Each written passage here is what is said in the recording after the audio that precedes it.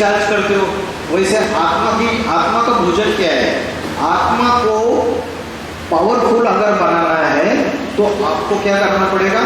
मन को एकाग्र करने का अभ्यास करना पड़ेगा। तो आत्मा का भोजन है सच्ची सुख और शांति, और सच्ची सुख और शांति मिलती है हमको मन को एकाग्र करने का अभ्यास करने से।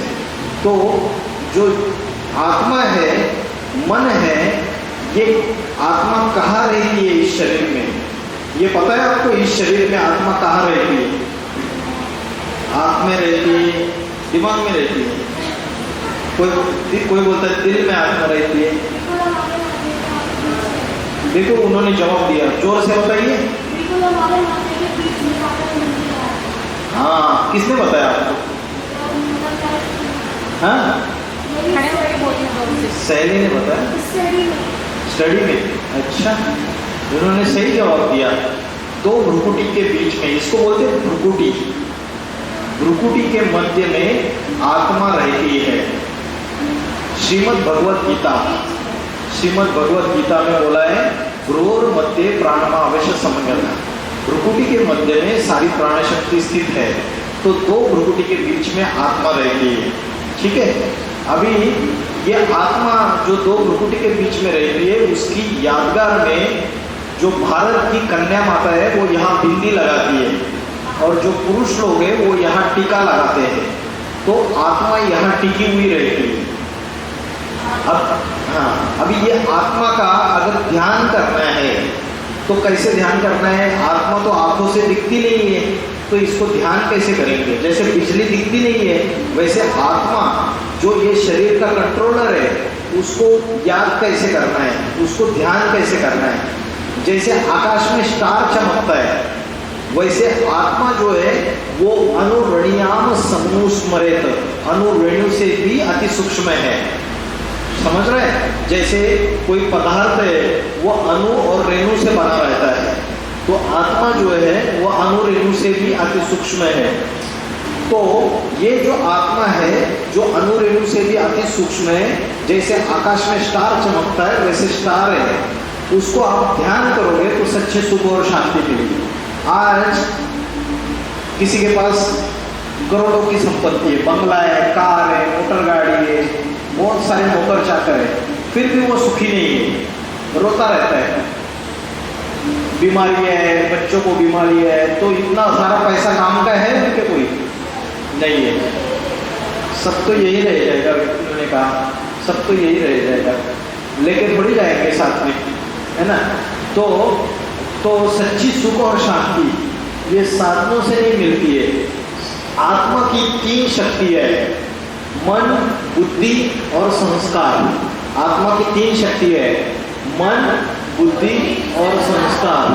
तो इसमें से जो मन है वो है संकल्प शक्ति। संकल्प शक्ति माना मन के अंदर विचार आते हैं अनेक। अभी आप इधर बैठे हैं, किसी को लगता है अरे मेरे को ऐसी बढ़िया भूख लगी है, ये भाई साहब आपको क्या बता रहे हैं, है ना? तो किसी का मन खाने की तरफ दौड़ रहा है, किसी का मन दौड़ रहा है कि अरे इतनी गर्मी लग रही है, कूलर से भी अच्छा नहीं लग रहा है, चलो मस्त जाके ठंडे ठंडे पानी से स्नान करते हैं। किसी का मन कर रहा है कि चलो जाके सोते हैं, मेरे को तो नींद आ रही है, कर रहा है ना? मेरे को कैसे पता चला? ठीक है, तो मन के अंदर अलग अलग विचार आते हैं। तो ये मन जो है ये है संकल्प शक्ति। मन में अच्छे विचार भी आते हैं, बुरे विचार भी आते हैं, और मन जो है ज़्यादातर निगेटिव थॉट्स को ज़्यादा करता है, पॉजिटिव थॉट्स से ज़्यादातर निगेटिव थॉट्स आते हैं। तो मन के अंदर हमेशा अच्छे विचार कैसे आएंगे? जितना आप मन को एकाग्र करोगे उतने अच्छे विचार आएंगे। अभी आपको पता है रोज घर में कचरा साफ करते हैं हम लोग, कहाँ डालते हैं? वो डस्टबिन में। कहाँ डालते? डस्टबिन, कचरा पेटी में। तो ऐसे हमारा मन जो है ना ये कचरा पेटी बन गया है। रोज हम किसी से गंदी बातें सुनते हैं, आंखों से गलत देखते हैं, कानों से गलत सुनते हैं, और फिर टीवी में कुछ गलत देखेंगे, इधर से कुछ गलत सुनेंगे। तो ये मन क्या हो गया हमारा? मन और बुद्धि कचरा पेटी बन गया, डस्टबिन बन गया। तो वो डस्टबिन का कचरा भी हम कहीं जाके फेंक के आते हैं, तो इसका मन का भी साफ सफाई करना चाहिए ना रोज। तो इसका साफ सफाई करने के लिए हमें क्या करना पड़ेगा, आत्मा का ध्यान करना पड़ेगा। तो आत्मा की 3 शक्तियां है, मन, बुद्धि और संस्कार। मन है संकल्प शक्ति, विचार, और बुद्धि है निर्णय शक्ति। मन के अंदर विचार आया, अभी मैं पेट भर खाना खा के आया घर से, और इधर आने के बाद आपके मैडम ने मेरे को बोला, मैडम ने बोला कि भाई साहब हमने है ना गुलाब जामुन बनाए, तो मेरे को बोला कि आप गुलाब जामुन खा लीजिए। अभी मेरे मन के अंदर विचार आया, वाह बढ़िया बढ़िया गुलाब जामुन, चलो खा लो। लेकिन मेरी बुद्धि ने निर्णय लिया, मेरी बुद्धि ने निर्णय लिया नहीं खाना नहीं है, अभी पेट भर के खाना खाया है, अभी अगर गुलाब जामुन खाएंगे तो क्या हो जाएगा, पेट खराब हो जाएगा, उल्टी हो जाएगी। तो बुद्धि ने निर्णय लिया, तो बुद्धि है निर्णय शक्ति। लेकिन बुद्धि की बात मेरे जिब्या ने नहीं मानी। मेरी जिब्या जो ललचायमान हो गई, उसने वो गुलाब जामुन उठाए, हाथों से उठाए और मटक मटक के खाए। ठीक है ना। तो क्या हुआ, मन के अंदर विचार आया, बुद्धि ने निर्णय लिया, मना कर दिया, लेकिन इंद्रियों ने, ये क्या है, इंद्रिय है, आँख, कान, नाक, जिह्वा, त्वचा, ये ज्ञानेंद्रिय है, और 5 कर्मेंद्रिय, हाथ, पैर, गुदद्वार, मूत्रद्वार, ये सारी क्या है, कर्मेंद्रिय। तो मेरी जो इंद्रिय है, उसने मेरे मन की, बुद्धि की डिसीजन को माना क्या, नहीं माना ना। तो ये जो आत्मा है, ये टॉप में बैठा है। तो आत्मा क्या है, राजा, और इंद्रिया जो उसके नीचे है, ये क्या है, उसके मंत्री, उसकी प्रजा, उसके नौकर चाकर, ऐसा है। ठीक है। अभी राजा की जो ऑर्डर है वो प्रजा ने माननी चाहिए ना, माननी चाहिए। लेकिन हमारा क्या हो रहा है, ये राजा की ऑर्डर कोई मान ही नहीं रहा है। बुद्धि ने निर्णय किया कि मत खा, लेकिन ये जो प्रजा है, ये जो मिनिस्टर है, मंत्री है, नीचे, इन्होंने अपना जैसे करना है वैसे कर लिया, उन्होंने खा लिया। तो हमारी जो इंद्रिय है, ये इंद्रिय जो है, ये आज पूरी तरीके से, जैसे घोड़े दौड़ते हैं ना, कोई घोड़े दौड़ते हैं और उनको जो लगाम लगाया जाता है, वो लगाम ढीला पड़ जाता है, वैसे मन का ये जो लगाम है, ये ढीला हो चुका है। और बुद्धि जो है, इस घोड़े का सारथी है। जैसे आपने कोई रथ देखा होगा, उस रथ में घोड़े होते हैं, सारथी होता है, उसके बाद रथी होता है और रथ होता है। तो सारथी जो होता है वो कंट्रोल करने वाला होता है। तो बुद्धि है सारथी, मन है लगाम, मन क्या है, लगाम है, और इंद्रिया घोड़े है। ठीक है। तो आज हमारी हालत ये हो गई है कि हमारा मन और बुद्धि की जो शक्ति है वो कमजोर हो चुकी है, और वो कमजोर होने की वजह से हमारे ये जो इंद्रिया रूपी घोड़े हैं, ये मनमानी चाल चल रहे हैं, भाग रहे हैं। तो ये मन को एकाग्र करने का, आत्मा की शक्ति चार्जिंग करने का, पावरफुल बनाने का अभ्यास हमको करना है। समझ रहे हैं। अभी आपको पता है कि अगर हमने मन को एकाग्र नहीं किया तो कितना भी किसी के पास कितना भी मान मर्तबा है, कोई बड़ा फिल्म एक्टर है, कौन एक्टर है, सुशांत सिंह राजपूत, मर गया, क्या किया उसने, लड़के के चक्कर में मर गया, एडिक्शन, खुदकुशी की ना उसने, क्योंकि मन उसका जो है वो अस्थिर है, पैसा बहुत सारा है, मान मर्तबा है, बड़ा हीरो है, लेकिन मन को, अगर मन के जीते जीते मन के हारे हार, अगर मन अपने वश में है तो इस जीवन को अच्छे से जी सकते हैं, हम सुख भोग सकते हैं। नहीं तो कितना भी पैसा पड़ा है, हम उसको भोग नहीं सकते हैं। ठीक है। तो आत्मा की मैंने 3 शक्तियां बताई, बताओ कौन सी 3 शक्तियां, मन, बुद्धि और संस्कार। मन है संकल्प शक्ति, बुद्धि है निर्णय शक्ति, और संस्कार है परिवर्तन शक्ति। संस्कार क्या है, परिवर्तन शक्ति। अभी मेरे को कोई बुरी आदत है, ठीक है, और वो जो मेरी कोई बुरी आदत है, जो संस्कार बन जाता है। क्योंकि जो बुरी आदत और बुरी लत लग जाती है उसकी वजह से मेरे कर्म बुरे हो जाते हैं, और वो जो कर्म मेरे बुरे हो जाते हैं उसकी वजह से मेरे अंदर गलत संस्कार हो जाता है। अभी क्या ये संस्कार को हम बदल सकते हैं क्या? हाँ, बदल सकते हैं। कैसे बदल सकते हैं? कि हम फिर से मन को एकाग्र करने का अभ्यास करें और वो जो बुरी आदत है उसको खत्म करने का अभ्यास करें।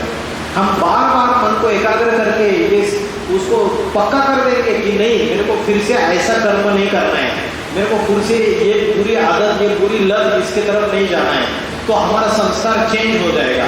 समझ रहे? संस्कार को परिवर्तन किया जा सकता है। अच्छे कर्म करेंगे तो अच्छे संस्कार होंगे, बुरे कर्म करेंगे तो बुरे संस्कार होंगे। तो मन है संकल्प शक्ति, बुद्धि है निर्णय शक्ति, और संस्कार है परिवर्तन शक्ति। आत्मा का जन्म तो होता नहीं है, जैसे शरीर का जन्म होता है, आत्मा का जन्म नहीं होता है, लेकिन आत्मा का ज्ञान होता है हमको। क्योंकि अभी हम आत्मा का ज्ञान भूल चुके हैं, हम अपने आप को शरीर समझ के बैठे हैं। इसलिए क्या होता है, अगर लेडीज रहेंगे तो क्या करेंगे वो, अरे मेरे को अच्छा दिखना है तो अच्छा पाउडर लगाएंगे, लिपस्टिक लगाएंगे, ब्यूटी पार्लर जाएंगे, तो अपने शरीर को सजाएंगे, धजाएंगे, अपने शरीर के ऊपर पूरा ध्यान देंगे। जेंट्स लोग क्या करेंगे, बॉडी बिल्डिंग करेंगे, जिम जाएंगे, हाँ, अलग अलग अपने शरीर को अच्छा रखने के लिए सारा जितने भी जो भी करना है सवेरे से लेकर शाम तक, शरीर को अच्छा खाना चाहिए, अच्छा पहनना चाहिए, हाँ, सारे शरीर से रिलेटेड जो भी शरीर को बीमारी आ गई तो डॉक्टर के पास जाते हैं। लेकिन शरीर के लिए हम सब कुछ करते हैं, लेकिन इस शरीर को कंट्रोल करने वाली जो आत्मा है, उस आत्मा के लिए हम थोड़ा भी समय नहीं देते 24 घंटे। ठीक है? तो आत्मा के लिए पूरे दिन में सवेरे आधा घंटा, सवेरे जल्दी उठ के, जैसे 6 बजे भी आप उठोगे तो थोड़ा सा और जल्दी उठिए, 5:30 बजे उठिए, 5:30 से 6 आपको रोज ध्यान करना है, मैं आत्मा स्टार हूँ, और कोई भी विचार मन में नहीं आने चाहिए। कल किसके साथ झगड़ा हुआ है, किसके साथ झगड़ा हुआ, क्या हुआ, कुछ भी याद नहीं आना चाहिए, सिर्फ मैं आत्मा स्टार हूँ। अभी जैसे मैंने बोला, जैसे शरीर को जन्म देने वाले माता पिता है, तो आत्मा का ज्ञान देने वाला जो आत्माओं का पिता है वो है परम पिता परमात्मा शिव। कौन है? शिव का अर्थ क्या है? शिव का अर्थ है कल्याणकारी। शिव को क्या बोलते पता है? महादेव। देवों का देव महादेव। मतलब भारत में 33 करोड़ देवी देवताओं की मान्यता है, लेकिन उन 33 करोड़ देवी देवताओं में जो सबसे बड़ी देवता है महादेव, वो शिव शंकर भोलेनाथ है। तो सर्व आत्माओं का पिता परम पिता परमात्मा शिव है। ठीक है? तो शंकर को हमेशा ध्यान में बैठा हुआ दिखाया है, तो वो जिसके याद में बैठा है वो है शिव, निराकार। निराकार शिव की याद में बैठा हुआ है। तो आपको पता है कि हम जो आत्मा है ये अनेक जन्म मरण के चक्र में आते हैं। जैसे अभी आपका नाम क्या है? नाम क्या है आपका? हैं? क्षमा। इसके पिछले जन्म में आपका नाम होगा राधिका, उसके पिछले जन्म में आपका नाम होगा राज। आत्मा अनेक जन्म लेती है, कभी पुरुष का कभी स्त्री का, एक जन्म पुरुष का एक जन्म स्त्री का। तो अनेक जन्मों में आत्मा अनेक पार्ट बजाती है। जैसे कोई ड्रामा होता है या कोई सिनेमा होता है, तो उसमें जो एक्टर होता है कभी कभी अलग अलग रोल प्ले कर लेता है, वैसे आत्मा अलग रोल प्ले कर देती है, अनेक जन्म लेते रहते। तो आत्मा ने इस सृष्टि रूपी रंगमंच पे अनेक जन्म लिए, और अनेक जन्मों में हमारे अनेक नाम रहे, अनेक शरीर रहे। अभी जो हमारा शरीर है ऐसे ही शरीर पिछले जन्म में नहीं था। हो सकता है अभी हम हिंदू है, पिछले जन्म में मुस्लिम थे। मतलब अनेक जाति, अनेक धर्म, अनेक नामों से अलग अलग तरीके से हमने जन्म लिए। तो आपको ये बात पक्की हो गई कि आत्मा अनेक जन्म लेती है। जैसे मैं आज ये मैंने कुर्ता पहना, कल मैं दूसरा शर्ट पहनूंगा, परसों तीसरा पहनूंगा, वैसे आत्मा शरीर रूपी वस्त्र बदलती है। और अनेक शरीर रूपी जब वस्त्र बदलती है तो आत्मा उन शरीरों के द्वारा अच्छे या बुरे कर्म करती है। समझ रहे हैं? हम बोलते हैं ना, अरे इस जन्म में हमने क्या पाप किया है कि हम इतने दुखी है। हमारा कोई बच्चा होता है 5 साल की उम्र से ही उसके सामने पहली बार तबला आ जाता है और उसकी उंगलियां तबले के ऊपर घूमने लगती है। 5 साल की उम्र में उसका जो टीचर है वो बोलता है मैं तो 20 साल से रियाज कर रहा हूँ, मेरा इतना अच्छा सुर और ताल, मैं जब तबला बजाता हूँ तो नहीं निकलता है। तो उस बच्चे के अंदर ये कहाँ से आ गया ये संस्कार कि 5 साल की उम्र में ही इतना अच्छा तबला बजा देता है। आपको भी छोटी उम्र में ही कोई अच्छी आदत या कोई गलत चीज आपके अंदर पहले से रहेगी, आपको लगेगा कि मेरे अंदर कहाँ से आ गए। कोई का ऐसा संस्कार रहता है कि वो चोरी कहीं भी जाए चोरी करेगा, कोई भी चीज देखेगा चोरी करेगा। तो वो संस्कार कहाँ से आया? पिछले जन्मों में आत्मा ने जो संस्कार धारण किए वो आने वाला जो नया जन्म है उसमें भी वो संस्कार आते हैं। तो आत्मा एक शरीर छोड़ के दूसरा शरीर धारण कर लेती है। आत्मा के साथ साथ मन, बुद्धि और संस्कार ये तीनों चीजें ट्रैवल करती है, ये तीनों चीजें साथ साथ जाती है। समझ रहे हैं? तो इधर दिखा है ना, सर्व आत्माओं के पिता एक ही परमात्मा है। ठीक है? अभी ये परमात्मा जो है ये कहाँ के रहने वाले हैं और हम सब आत्माएं कहाँ की रहने वाली है। हम अभी जैसे कि आप लोग कहाँ से आए? यहाँ अपने अपने घरों से आए ना, अपने घर से आए। यहाँ जितना भी दिन रहोगे बाद में कहाँ चले जाओगे? अपने घर पे वापस जाओगे। वैसे आत्मा का मूल घर कौन सा है? हम कहाँ से आए इस दुनिया में? इस आत्मा का मूल घर सूरज, चांद, सितारों से परे जो दुनिया है जिसको बोलते परम धाम या ब्रह्मलोक। क्या बोलते? परम धाम या ब्रह्मलोक। वहां की हम सब आत्माएं रहने वाली है और जो परमात्मा शिव है वो भी वहां के रहने वाले हैं। जब पहली बार हमारी आत्मा इस दुनिया में आई और शरीर लिया, जन्म लिया, तो पहली बार जब आई तो हमारे आत्मा के अंदर सारे अच्छे गुण थे। 100% शांति, 100% पवित्रता, 100% प्रेम, किसी के प्रति ईर्ष्या द्वेष नहीं, कोई लालच नहीं, कोई घमंड नहीं। आत्मा के अंदर प्रेम, सुख, शांति, पवित्रता, आनंद, सारे अच्छे अच्छे गुण थे। लेकिन आत्मा अनेक जन्म लेते लेते कुसंग में आ गई। क्या गए? वो आ गई कुसंग में। कुसंग में माना गलत संग में आ गई, गलत संग में आ गई। और गलत संग में आने की वजह से आत्मा के अंदर 5 चोर आ गए। कौन से 5 चोर आ गए? हाँ, कौन है वो 5 चोर या 5 भूत आत्मा के अंदर जो प्रवेश कर लेते हैं? उल्टी बातें ज्यादा सोचना। तो 5 भूत है काम, क्रोध, लोभ, मोह, अहंकार। अभी काम मतलब क्या? काम माना कामना माना इच्छा। हमको एक इच्छा आती है ना, अरे वो उसके पास, वो सोनी के पास उसने नई साइकिल ले ली तो मैं भी वैसी वाली गियर की साइकिल खरीदूंगी। फिर थोड़े बड़े हो गए, अरे मेरे को तो स्कूटी लेनी है। अलग अलग इच्छाएं आती है ना। अभी मेरे को तो वो वाला वैसा वाला ड्रेस लेना है, वो बहुत बढ़िया है, मेरे को वो जीन्स पैंट लेनी है। तो मन के अंदर अलग अलग इच्छाएं आती है, उसको बोलते काम। काम है ना कामना, अच्छी इच्छाएं, बुरी इच्छाएं, गलत इच्छाएं सभी आती है ना, तो काम। दूसरा है क्रोध। क्रोध माना गुस्सा। तो गुस्सा आता है तो क्या होते हैं? झगड़े करते हैं ना आपस में, और झगड़े भी करते हैं, खुद भी एकदम नाराज हो जाते हैं, दुखी हो जाते हैं, दूसरों को भी दुख देते हैं। हाँ, जो दूसरों को दुख देता है उसको क्या बोलते हैं पता है क्या? रावण। जो दूसरों को रुलाता है, दूसरों को दुख देता है, वो उसको बोलते हैं रावण। ठीक है? तो काम, दूसरा भूत है क्रोध, तीसरा भूत है लोभ। लोभ माना क्या? लालच। अभी आपके थाली में जो खाना परोसा है वो खाना नहीं, दूसरे के थाली में जो परोसा है उसको भी छीन के लेना, उसको क्या बोलते हैं? लोभ, लालच, ग्रीड। और चौथा क्या है? मोह माना क्या? आसक्ति, अटैचमेंट।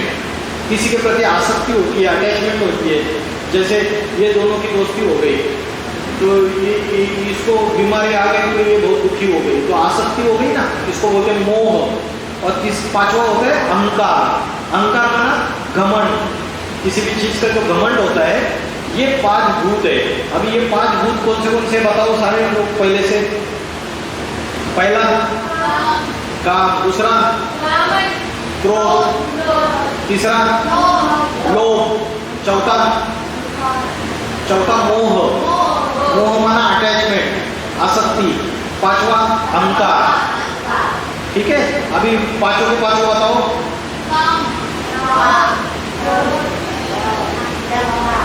काम, क्रोध, लोभ, मोह, अहंकार।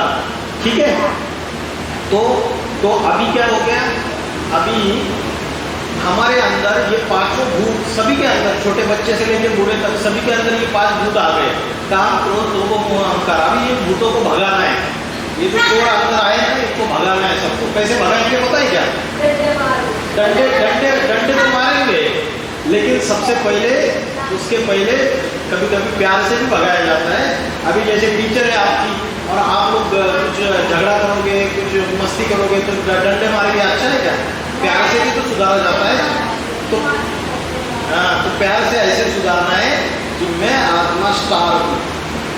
जब आप आत्मा का ध्यान करोगे, आत्मा को याद करोगे और आत्मा समझ के परमात्मा को याद करोगे, तो उस समय ये पांचों भूत भाग जाएंगे। काम, क्रोध, लोभ, मोह, अहंकार, ये पांचों के पांचों विकार भागते जाएंगे। क्योंकि जब आप अपना आत्मा का अभ्यास करोगे तो आत्मा तो ऊपर रहेगी टॉप में, तो ये ना ये सारी चीजें शरीर के दूसरे अंग याद नहीं आएंगे, आपको तो ऊपर वाला राजा याद आएगा। राजा याद आएगा तो आपकी बुद्धि जो है वो शुद्धि, विचार शुद्ध हो जाएंगे, पवित्र हो जाएंगे, बुद्धि पवित्र हो जाएगी, मन स्वस्थ हो जाएगा, एकाग्र होगा, पांचों विकार भाग जाएंगे। ये जो पांचों भूत है, काम, क्रोध, लोभ, मोह, अहंकार, ये पांचों के पांचों भाग जाएंगे। ठीक है, तो पांचों भूतों को भगाने के लिए अपने मन को एकाग्र करने का अभ्यास करना है और परमात्मा को याद करना है। ठीक है, अभी परमात्मा को देखा ही नहीं तो कैसे याद करेंगे? भगवान को देखा ही नहीं है तो याद कैसे करेंगे? तो अभी मैं आपको बताऊंगा कि भगवान इस सृष्टि पर आ चुके हैं। भगवान मन में होते हैं अपने, हर एक के अंदर भगवान है, मेरे अंदर भी भगवान है, आपके अंदर भी भगवान है। ये तो गलत बात है। भगवान तो ऊंचे ऊंचे है, वो तो सबसे बड़ा टीचर है, वो तो ऊंचा तेरा नाम, ऊंचा तेरा धाम, ऊंचा तेरा काम। हाँ, तो वो ऊंचे ऊंचे, वो हर एक के अंदर नहीं है, हाँ हर एक के दिल में बसा हुआ है वो। ठीक है, हर एक के रोम रोम में बसा हुआ है वो परमात्मा।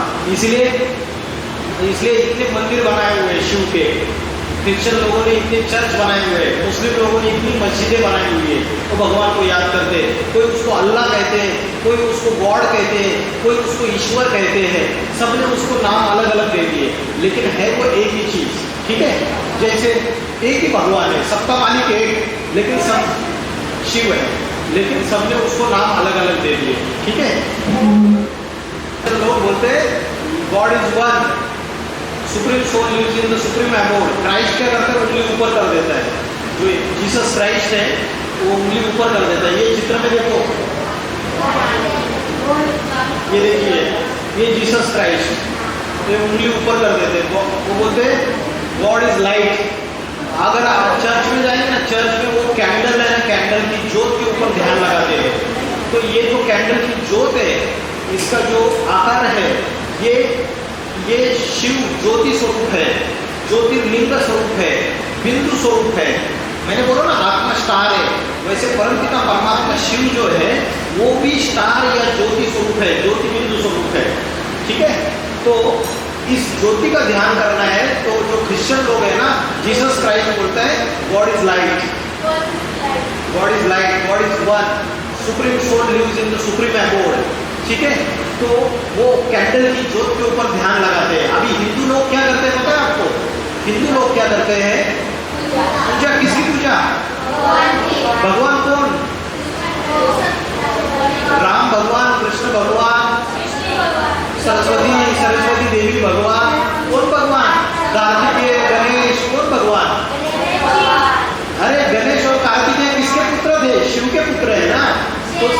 तो सबसे बड़ा भगवान जो है जिसकी पूजा हिंदू लोग करते हैं वो है 12 ज्योतिर्लिंग शिव। शिव को ज्योतिर्लिंगों के रूप में पूजा होती है। ठीक है, ये देखिए इधर अमरनाथ, अमरनाथ, उसके बाद विश्वनाथ, काशी विश्वनाथ है ना, काशी में मंदिर है ये। उसके बाद ये सोमनाथ, गुजरात में सोमनाथ मंदिर है, सबसे पहला ज्योतिर्लिंग। तो उसमें आप देखेंगे जो हिंदू लोग हैं वो देवी देवताओं की पूजा करते हैं, राम कृष्ण अलग अलग देवताओं की पूजा करते हैं, ठीक है, हनुमान की, गणेश की। लेकिन इन सभी देवी देवताओं को हाथ कान नाक पैर मनुष्य जैसे है। लेकिन जो ज्योतिर्लिंग, जो ज्योतिर्लिंग की जो पूजा करते हैं, लिंग की, शिवलिंग की, उसको हाथ कान नाक पैर मनुष्य जैसा कुछ भी नहीं है। तो वो किसकी यादगार है? किसकी यादगार है? परमात्मा शिव जो है वो ज्योति स्वरूप है, ज्योति बिंदु स्वरूप है। उस ज्योति बिंदु स्वरूप की याद में उसको शिवलिंग के रूप में उसकी पूजा करते हैं। अभी कोई ज्योति स्वरूप को कैसे पूजा की जाए, तो पत्थर का ऐसा शिवलिंग बनाते हैं। तो परमात्मा जो है वो निराकार ज्योति बिंदु स्वरूप है। वो निराकार ज्योति बिंदु स्वरूप जब इस दुनिया में आता है, इस दुनिया में जब आता है भगवान, अभी आया हुआ है इस सृष्टि पे भगवान, और आता है तो किसी साधारण मनुष्य शरीर का आधार लेता है। आत्मा शरीर का आधार नहीं लेगी तो बात नहीं कर सकती, कानों से सुन नहीं सकती। वैसे परमात्मा भी किसी शरीर का आधार लिए बगैर राज योगा की पढ़ाई नहीं पढ़ा सकता। परमात्मा आके कौन सी शिक्षा देता है? राज योगा, सहज राजयोग की शिक्षा देता है, ठीक है। तो ये जो परमात्मा है, परमात्मा शिव है, वो इस सृष्टि पे कब आता है? वो आता है कलयुग के अंतिम समय में। 4 युग है। कौन से 4 युग है पता है आपको? त्रेता युग, द्वापर युग और कलयुग, 4 युग है, ठीक है। और ये चारों युगों की आयु कितनी है पता है आपको? चारों युगों की आयु है 1250 वर्ष, 1250 वर्ष, 1250 वर्ष, 1250। तो 1250 गुना 4 कितना हो गया? युग। त्रेता युग 1250 वर्ष, द्वापर युग 1250 वर्ष और कलयुग 1250 वर्ष, चारों मिला के हो गया 5000 साल। कितना? तो ये सृष्टि है ना, टोटल 5000 साल की है। और अभी ये जो सृष्टि 5000 साल की है, इसमें से सतयुग और त्रेता युग, ये जो 2 युग है ये 2500 साल के, और द्वापर युग और कलयुग ये 2 युग 2500 साल के, ठीक है। अभी जो सतयुग और त्रेता युग, ये सतयुग और त्रेता युग में देवी देवता वास करते हैं। जो देवी देवता है जिनके हम मंदिरों में पूजा करते हैं, वो सतयुग और त्रेता युग में, जिसको बोलते हैं राम राज्य, जिसको बोलते हैं लक्ष्मी नारायण का राज्य, ठीक है। तो ये सतयुग और त्रेता युग में होता है। और द्वापर युग और कलयुग में हम मनुष्य होते हैं, ठीक है। मनुष्य जब पापी बन जाता है, उसके अंदर 5 भूत आ जाते हैं। कौन से 5 भूत? मोह, अहंकार। ये 5 भूत जब आते हैं तो मनुष्य राक्षस कहलाता है, असुर कहलाता है। और जब ये 5 भूत निकाले जाते हैं बाहर तो मनुष्य देवता कहलाता है। समझ गए? सतयुग और त्रेता युग, ये देखिए ये स्वस्तिक का चिन्ह दिखाई दे रहा है, स्वस्तिक। इसमें सतयुग और त्रेता युग, ये जो है ये स्वर्ग की दुनिया है, यहाँ सुख ही सुख है, यहाँ है लक्ष्मी नारायण का राज्य और राम राज्य, ठीक है, यहाँ सुख ही सुख है। और द्वापर युग और कलयुग में दुख की दुनिया है, अशांति की दुनिया है, व्यभिचार की दुनिया है, पापों की दुनिया है। 5 विकार, 5 भूत सभी के अंदर आ जाते हैं द्वापर युग और कलयुग में। और जब कलयुग के अंत में, जब दुनिया में पाप, भ्रष्टाचार, अत्याचार, व्यभिचार, दुख, अशांति, आतंकवाद, लड़ाई झगड़ा सब अति में बढ़ जाता है, तो कलयुग का ये जो अंतिम समय है, ये देखो सतयुग, त्रेता युग, द्वापर युग और ये कलयुग, ये कलयुग का जो अंतिम समय, ये दो सुइयां दिख रही है ना, ये जो अंतिम समय, ये 100 साल का समय है। ये 100 साल के समय में परमात्मा शिव जो है वो इस सृष्टि में आता है और टीचर बन के पढ़ाई पढ़ाता है। इसलिए बोलते गुरु ब्रह्मा, गुरु विष्णु, गुरु देवो महेश्वर, गुरु साक्षात परब्रह्मा। तो भगवान जब शिव इस सृष्टि पे आता है तो ब्रह्मा, विष्णु और शंकर, इन 3 देवी देवताओं के द्वारा कार्य करता है। ब्रह्मा के द्वारा स्थापना का कार्य करता है, ब्राह्मण समाज की स्थापना। शंकर के द्वारा विनाश का कार्य करता है। क्या विनाश करता है? हमारे अंदर के जो आसुरी संस्कार है, जो राक्षसी संस्कार है, उसका विनाश करता है और हमारे आत्मा के अंदर दैवी गुण लाता है। तो ब्रह्मा के द्वारा स्थापना का कार्य, उसके बाद विष्णु के द्वारा जो नई दुनिया सतयुग आएगी उसमें पालना का कार्य, और शंकर के द्वारा हमारे अंदर के जो राक्षसी संस्कार है, आसुरी संस्कार है, हमारे अंदर के जो बुरे संस्कार है, उसका विनाश, शंकर के द्वारा विनाश। ठीक है, तो इन 3 देवी देवताओं के द्वारा भगवान अभी प्रैक्टिकल में इस दुनिया में आके कार्य कर रहा है, और आध्यात्मिक विश्वविद्यालय के द्वारा सहज राजयोगा की शिक्षा दी जा रही है। ठीक है, अभी इसमें ये कार्य कब से चालू हुआ? अभी मैंने आपको बताया ये सृष्टि कितने हजार वर्षों की है? 5000 वर्ष की। 5000 वर्ष में 4 युग है। कौन से 4 युग है?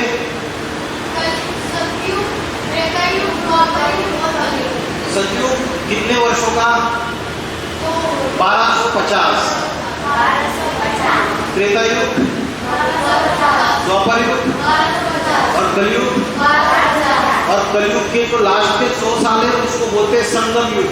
क्या बोलते हैं? संगम युग। और कलयुग के जब लास्ट के 100 साल है, जब दुनिया में पाप भ्रष्टाचार बढ़ जाता है और मनुष्य खुद ही अपने विनाश के सारे साधन तैयार कर लेता है, तब भगवान संगम युग में 100 साल में इस दुनिया में इस सृष्टि पे अवतरित होते हैं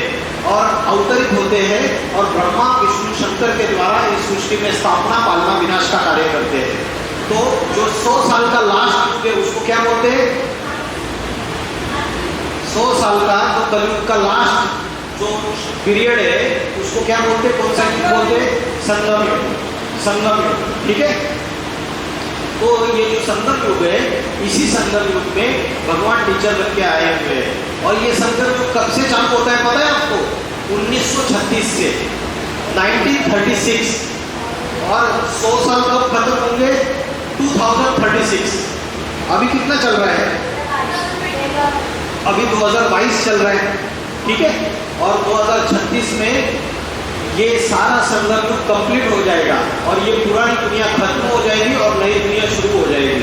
जैसे कोई मकान पुराना बन जाता है तो मकान का मालिक क्या सोचता है? पहले तो इसका रिपेयरिंग करता है, थोड़ा बहुत रिपेयरिंग करता है। मकान जब पुराना बन जाता है, मकान में कोई बारिश का पानी गिर रहा है, लीकेज हो रहा है, कोई टूट फूट हो गया, तो पहले उसको रिपेयरिंग करता है। बाद में 3, 4, 5 बार रिपेयरिंग करने के बाद भी मकान ठीक से नहीं बन रहा है तो मकान का मालिक क्या करता है पता है आपको? तोड़ देता है। लेकिन पहले नहीं तोड़ता है, पहले नया मकान बना के तैयार कर देता है, फिर अपने बीवी बाल बच्चों को नए मकान में लेके जाता है, फिर पुराना मकान तोड़ता है ना? वैसे ही भगवान शिव जो है वो इस सृष्टि रूपी मकान के मालिक है, इस विश्व रूपी मकान के मालिक है।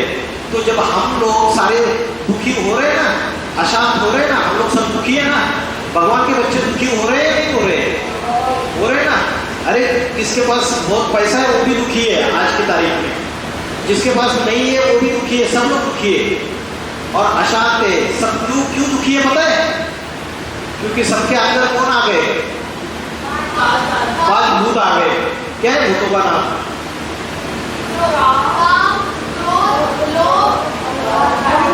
अहंकार, मोह और अहंकार। ये 5 भूत सभी के अंदर आ गए तो सभी दुखी है, अशांत है। तो ये पांचों भूतों को भगाने के लिए भगवान आके हमको सहज राजयोगा की शिक्षा पढ़ाता है संगम युग में 100 साल में आके। और ब्रह्मा विष्णु शंकर इन तीनों देवी देवताओं के द्वारा वो प्रैक्टिकली ये ज्ञान सुनाता है। ठीक है, अभी देखिए शंकर जो है, शंकर की जटा से गंगा निकली। आपने देखा है शंकर की जटा से गंगा बह रही है, तो वो कोई पानी की गंगा नहीं है। लोग क्या करते हैं? पानी की गंगा में जाके नहाते हैं और सोचते हैं कि ये गंगा में नहाएंगे तो हमारे पाप धुल जाएंगे। लेकिन पानी की गंगा में नहाने से किसी के पाप धुल गए? आज तक नहीं धुले। तो ये ज्ञान की गंगा है कि भगवान जिस मनुष्य में आता है उसकी बुद्धि इतनी विशाल है, उसके बुद्धि से जो ज्ञान निकलता है उस ज्ञान को चित्रकार कैसे दिखाएगा?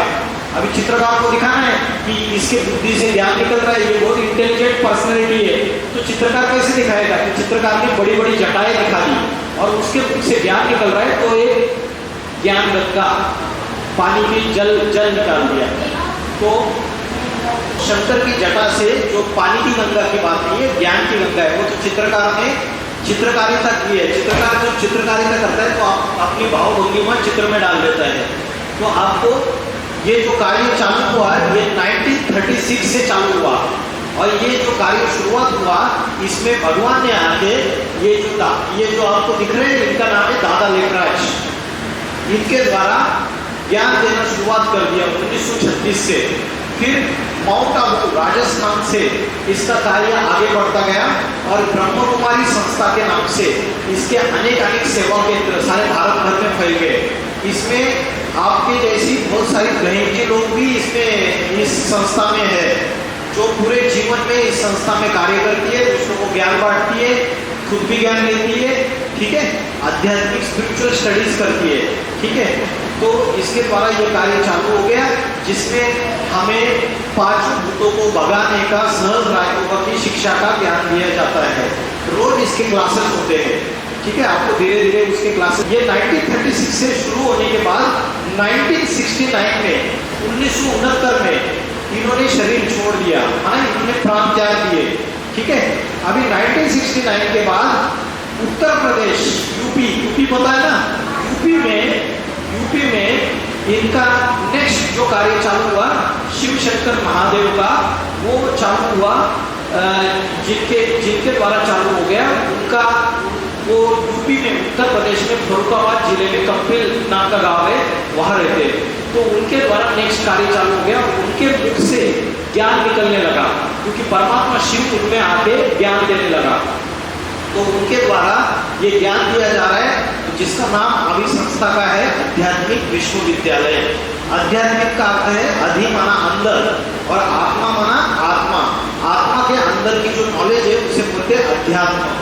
तो आध्यात्मिक आत्मा के अंदर का जो ज्ञान दिया जाता है सारे विश्व को, ये विद्यालय है। ये स्वयं भगवान आके, ईश्वर आके पढ़ाई पढ़ा रहा है, ठीक है। आपके अलग अलग जो स्कूल कॉलेजेस होते हैं उसमें टीचर पढ़ाई पढ़ाते हैं, लेकिन ये ऐसा कॉलेज है, ऐसी यूनिवर्सिटी है जिसमें स्वयं ईश्वर आके पढ़ाई पढ़ा रहे हैं, ठीक है। इसलिए अभी ये जो पढ़ाई पढ़ा रहे हैं तो 1969 के बाद इनके द्वारा ये कार्य चल रहा है। इनको हम बोलते हैं शिव बाबा। क्या बोलते हैं? शिव बाबा के द्वारा ये ज्ञान सुनाया जा रहा है। अभी मुझे ये बताइए कि 2036 में क्या होगा? इस पुरानी दुनिया का विनाश हो जाएगा। अभी आप बोलोगे कैसे विनाश होगा, तो मैं आपको बता दूं। अभी आप देखिए कि कोई एक व्यक्ति है और वो किसी पेड़ पे चढ़ गया और पेड़ की जो डाली है जिसको वो काट रहा है उसी डाली पे वो बैठा है और उसी को काट रहा है, तो वो खुद भी गिरेगा या नहीं गिरेगा? नीचे गिरेगा ना। तो वैसे ही मनुष्य ने अभी अपने विनाश के सारे साधन तैयार कर लिए। पहले जो लड़ाइयाँ होती थी ना, वो किससे होती थी पता है?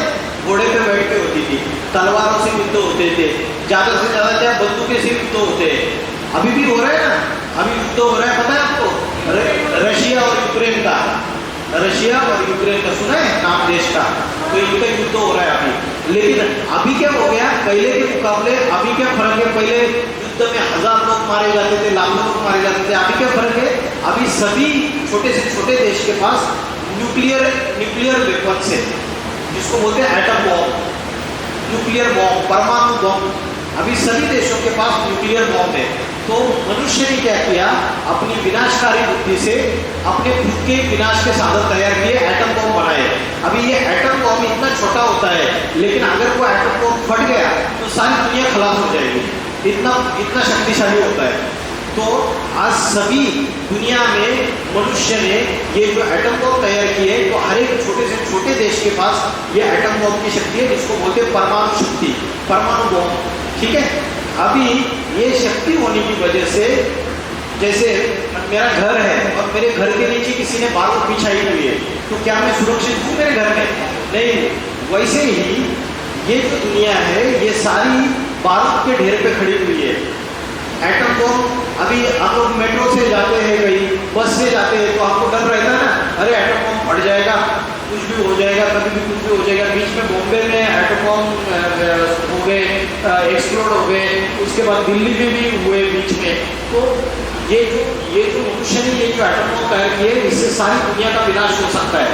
तो इससे साबित हो जाता है कि ये जो समय है ये विनाश का समय है। ये आपको प्रूफ दे दिया मैंने, ठीक है। क्योंकि पहले ये एटम बम तैयार नहीं थे। आज से 70-80 साल पहले 1945 में अमेरिका ने पहला एटम बम तैयार किया, और हिरोशिमा और नागासाकी ये दो जापान के कुछ शहर है, इसके ऊपर ये एटम बम फोड़े, जिससे जापान में कई सारे लोगों की मृत्यु हो गई, हजारों लाखों लोगों की मृत्यु हो गई इसकी। तो अभी ये परमाणु बम की शक्ति सारी दुनिया के पास है। तो शंकर को क्या बोलते हैं? हर हर बम बम। तो वो कौन से, वो एटम बम फोड़ता है क्या? वो एटम बम नहीं फोड़ता है, एटम बम तो मनुष्य फोड़ते हैं। हर हर बम बम परमात्मा को ज्ञान के बम फोड़ता है, बड़े बड़े ऐसा ज्ञान सुनाता है, ऐसा ज्ञान बताता है, जिससे ये दुनिया, कलयुगी दुनिया, पापी दुनिया बदल के पुण्यवान दुनिया, सतयुगी दुनिया, नई दुनिया परिवर्तित हो जाती है, ठीक है। ये ब्रह्मा विष्णु शंकर इनके द्वारा ये कार्य चल रहा है अभी, और शंकर द्वारा आसुरी संस्कारों का, पापी संस्कारों का, बुरे विचारों का, बुरे संस्कारों का विनाश किया जाता है। ब्रह्मा के द्वारा स्थापना, विष्णु के द्वारा क्या पालना, और शंकर के द्वारा विनाश। तीन कर्तव्य है। ब्रह्मा के द्वारा स्थापना, किस चीज की स्थापना? अच्छे दैवी गुणों की, संस्कारों की स्थापना। ब्राह्मण समाज की स्थापना, मन के अंदर अच्छे दैवी संस्कारों की स्थापना, दैवी गुणों की स्थापना। शंकर के द्वारा विनाश, किस चीज का विनाश? बुरे संस्कारों का, आसुरी संस्कारों का विनाश। और कलयुग का विनाश, कलयुग का विनाश होने के बाद नई दुनिया आएगी, सतयुग आएगी, और जो दैवी संस्कार रहेंगे उस दैवी संस्कारों की पालना, ये काम है विष्णु का, विष्णु के द्वारा पालना। तो ये तीन कर्तव्य परमात्मा के द्वारा चल रहे हैं, ठीक है। आगे का चित्र दीजिए। ये सृष्टि चक्र, ये जो चक्र है ये कितना 5000 साल का है। ये सतयुग और त्रेता युग में एक ही धर्म रहता है। इस धर्म को बोलते हैं देवी देवता सनातन धर्म। क्या बोलते हैं इसको? सनातन धर्म, जिसको आज हम हिंदू धर्म बोलते हैं। वास्तविक विद्या वो देवी देवता सनातन धर्म है। और द्वापर युग से अनेक धर्म स्थापन होना चालू हो जाते हैं। द्वापर युग से पहले इस्लाम धर्म स्थापन होता है। इस्लाम धर्म इब्राहिम द्वारा स्थापन होता है। फिर होता है गौतम बुद्ध द्वारा बौद्ध धर्म। फिर होता है क्राइस्ट, जीसस क्राइस्ट द्वारा क्रिश्चियन धर्म। फिर होता है शंकराचार्य द्वारा संन्यास धर्म। फिर होता है, ये देखिए, ये देखो, ये पेड़ है, ये झाड़ है पूरा का पूरा, और ये जो झाड़ है ना, इस झाड़ का जो बीज है, ये तना है झाड़ का, और ऊपर नीचे थोड़ा सा, ये झाड़ का तना है और ये बीज है। ये जो बीज है, बीज को पानी डालोगे तो सारे वृक्षों को पानी मिलेगा, अलग से टहनियों को पानी डालने की जरूरत नहीं। तो इस झाड़ का बीज कौन है पता है आपको? इस झाड़ का बीज है स्वयं शिव शंकर भोलेनाथ, स्वयं परमपिता परमात्मा शिव इस सृष्टि रूपी वृक्ष का बीज है। अभी ये जो झाड़ है ये इसका तना है, तना, और ये इसकी टहनियां है। ये टहनियां है इसकी अलग अलग, ठीक है, ये अलग अलग टहनियां है इसकी। अभी ये जो टहनियां है क्या होता है? मैंने बोला सतयुग और त्रेता युग में एक ही धर्म होता है। कौन सा धर्म बताया मैंने? सनातन देवी देवता धर्म, आदि सनातन देवी देवता धर्म। इसमें सिर्फ सुख ही सुख है। चोरी चकारी लूटपाट बदमाशी दुख अशांति आतंकवाद कुछ भी नहीं रहेगा। सतयुग त्रेता युग में देवी देवताओं का राज्य रहेगा, लक्ष्मी नारायण का राज्य रहेगा। लेकिन जब 5 भूत आ जाते हैं द्वापर युग से जैसे 5 भूत आ जाते हैं मनुष्य के अंदर, काम क्रोध लोभ मोह अहंकार, तो ये अलग अनेक धर्म स्थापन होना चालू हो जाते हैं। इब्राहिम के द्वारा इस्लाम धर्म, क्राइस्ट के द्वारा क्रिश्चियन धर्म, उसके बाद ये मोहम्मद के द्वारा मुस्लिम धर्म, गौतम बुद्ध के द्वारा बौद्ध धर्म, शंकराचार्य के द्वारा संन्यास धर्म, उसके बाद गुरु नानक के द्वारा सिख धर्म, उसके बाद आर्य समाज दयानंद सरस्वती के द्वारा। ये अलग अलग टहनियां, ये अलग अलग धर्मों की टहनियां हैं, ब्रांचेस है। और जिसका जो तना है ये है हिंदू धर्म, ये आदि सनातन देवी देवता धर्म। और इसका जो बीज है वो स्वयं परमपिता परमात्मा शिव है। तो वो आके अभी क्या हो गया, जो आदि सनातन देवी देवता धर्म है वो किसने स्थापन किया और कब स्थापन किया इसकी नॉलेज किसी को भी नहीं है। अगर मैंने आपको पूछा कि सिख धर्म किसने स्थापन किया, तो आपको पता है किसने स्थापन किया सिख धर्म? अरे गुरु नानक जी ने स्थापन किया सिख धर्म। पंजाब तो पता है ना, दिल्ली के बाजू में है। तो गुरु नानक जी ने सिख धर्म स्थापन किया। क्रिश्चियन धर्म किसने स्थापन किया? जीसस क्राइस्ट ने। मुस्लिम धर्म प्रॉफेट मोहम्मद, ठीक है। बौद्ध धर्म गौतम बुद्ध, ठीक है। तो ये धर्म स्थापन किया। लेकिन हिंदू धर्म किसने स्थापन किया? शिव जी ने। बहुत बढ़िया आंसर दिया। तो जो परमात्मा शिव है वो स्वयं इस धर्म को स्थापन करने वाला है, जिसका असली नाम है आदि सनातन देवी देवता धर्म। तो वो स्वयं परमात्मा शिव आके स्थापन करता है। कब स्थापन करता है? कलयुग के अंत में, जो संगम युग है 100 साल का जो अभी चल रहा है, अभी 2022 चल रहा है, 2036 तक तो ये सारी सृष्टि का विनाश है। जो परमात्मा के शरण में जाएगा, श्रीमद् भगवद गीता में बोला है सर्वधर्मान परित्यज्य मामेकम शरणं व्रज। सर्व धर्मों को छोड़ दो, ये जितने भी धर्म है, इस्लामी, बौद्ध, क्रिश्चियन, सारे, इन सब धर्मों को छोड़ दो और मेरी शरण में आओ। एक परमात्मा शिव, उसके शरण में आओ तो उसका बाल भी बाका नहीं होगा। क्योंकि परमात्मा शिव को बोलते महाकाल। काल का नाम मृत्यु, महाकाल का नाम महामृत्यु। जब एटम बम फटेंगे तो चारों तरफ विनाश बर्पा होगा। उत्तर दक्षिण पूर्व पश्चिम 24 काल फिरे, सब जगह विनाश मृत्यु का माहौल रहेगा पूरी तरीके से। तो ऐसे समय जो भगवान के शरण में आए हुए उनको कोई भी समस्या नहीं होगी। उनका प्रकृति भी बाल भी बाका नहीं कर पाएगी। जाके राके साइया मार सके ना कोई, बाल भी बाका कर सके ना वो जगह मेरी हुई। तो जिसको परमात्मा के शरण में जो जाएगा, जिसको स्वयं परमात्मा रक्षा करेगा, उसको कोई भी कुछ प्रॉब्लम नहीं होगा, उसको कोई समस्या नहीं होगी। तो ये जो झाड़ है ये अनेक धर्मों का झाड़ है और ये अनेक धर्म है और उसके जो पत्ते उन धर्मों के अनुयायी है, उन धर्मों के फॉलोवर्स है, ठीक है। तो परमात्मा आके ये आदि सनातन देवी देवता धर्म स्थापन करता है हर कलयुग के अंत में। तो जैसे आपको पता है जल चक्र, वायु चक्र, वैसे ही ये सृष्टि चक्र है, ये घूमता रहता है। सतयुग, त्रेतायुग, द्वापर, कलयुग के अंत में भगवान आएगा, ज्ञान देगा, सृष्टि को पुनः नई दुनिया बनाएगा, अच्छी दुनिया बनाएगा, आदि सनातन देवी देवता धर्म स्थापन होगा, फिर से सतयुग चालू हो जाएगा। तो ये चक्र घूमता रहता है, सतयुग, त्रेतायुग, द्वापर, कलयुग। तो आज से 5000 साल